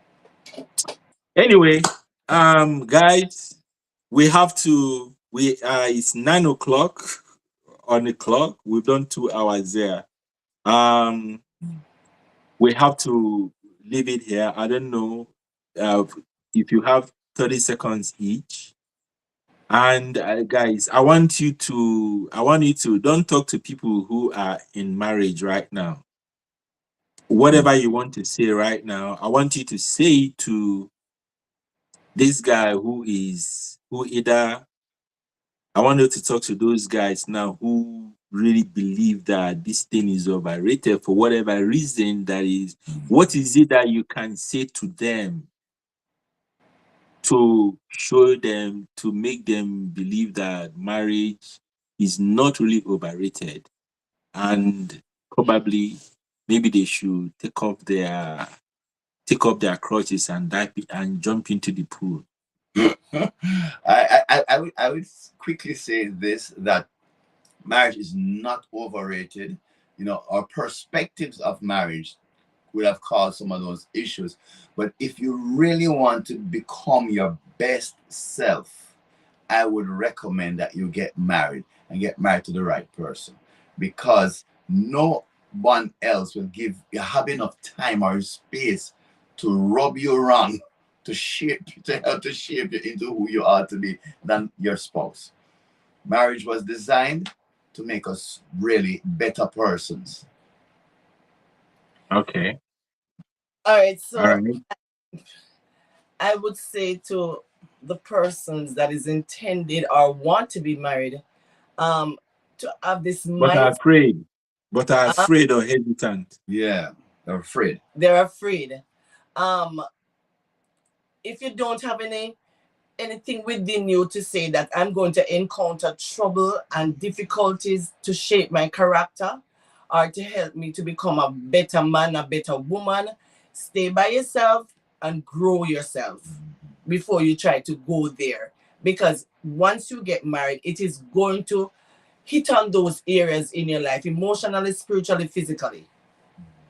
Are you willing to go through the pain of just staying the course in the midst of it? If you're not willing to go through those difficulties and those shaping and making of your life, best you stay by yourself.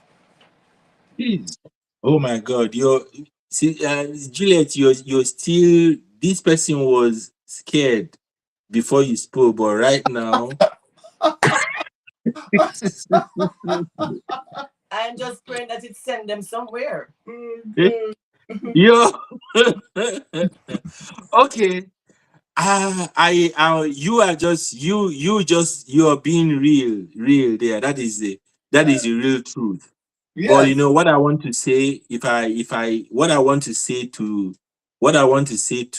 this person is that I have two people here.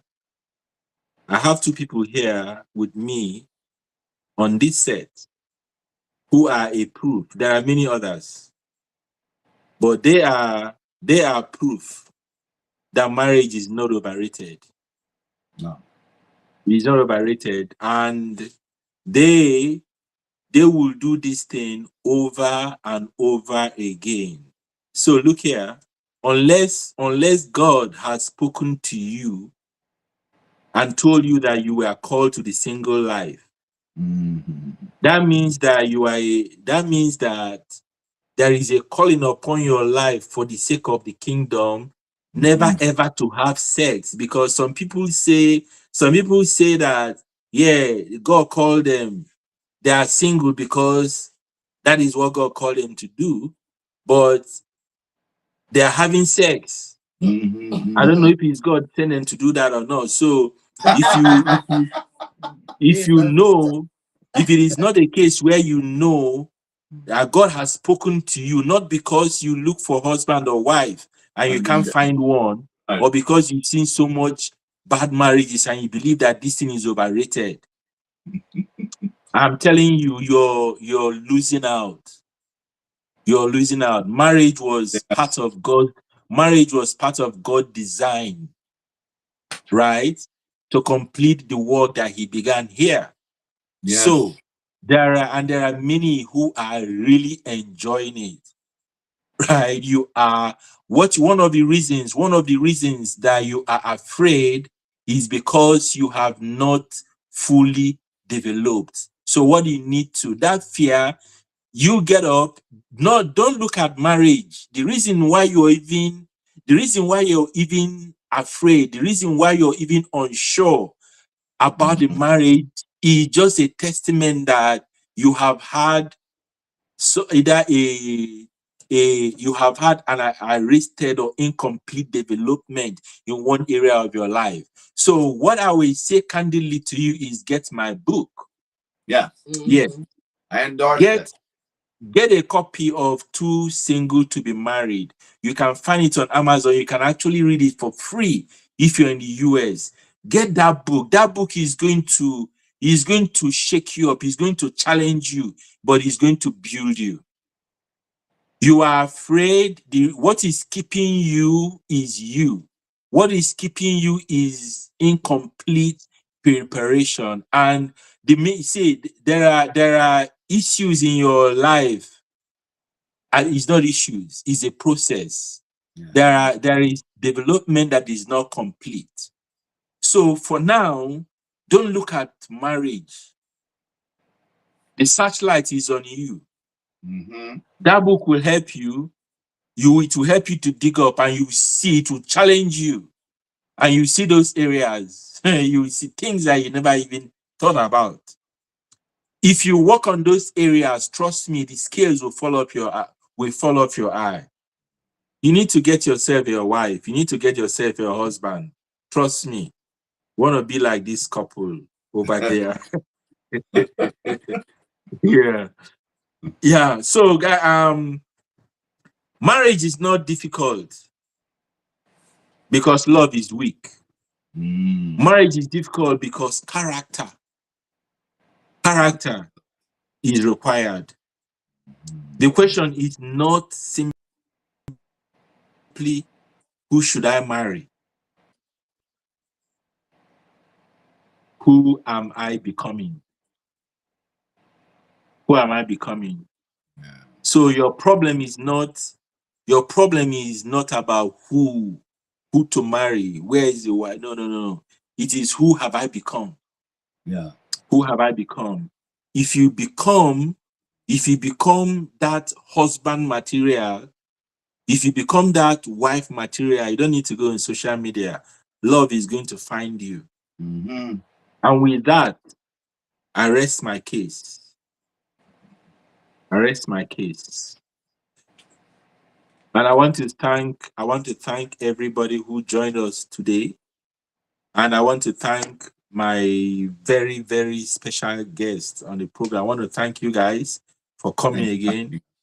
God bless you. God bless you for your passion, for your giving, and I pray that God will continue to prosper you. May you have many more grandchildren and great grandchildren. Yeah. Yeah, and continue to be an inspiration, guys. Thank you. Thank you. Thank you. Thank you very much. God All right, bless. viewers, that's where we wrap it up for today. Thank you for joining. And next week we're going to be here again, same time, same place. Or next week, what we're going to do next week. Oh dear. Oh dear. Yeah, we will be able to do it. We'll be able to do it. Next week, I want to just do we're going to uh take we're going to switch gears.